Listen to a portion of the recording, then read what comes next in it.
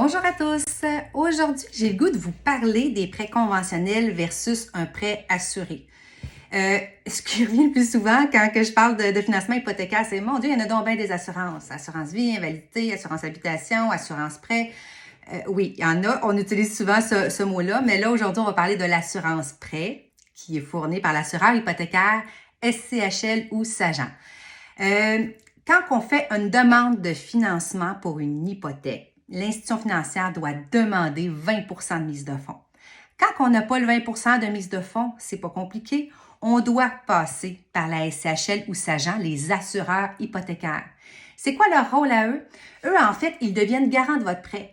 Donc, si jamais vous feriez une faillite, vous auriez des difficultés financières, ce n'est pas l'institution financière qui va subir vos pertes ou votre faillite et tout ça.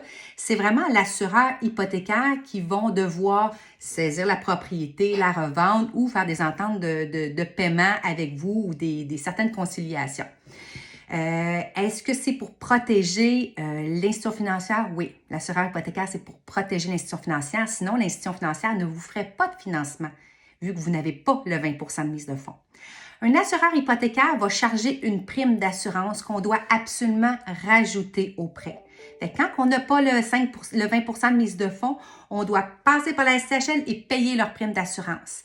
Le montant de la prime va être établi selon le montant du financement, selon le pourcentage de mise de fonds que vous mettez et d'autres petits critères comme ça.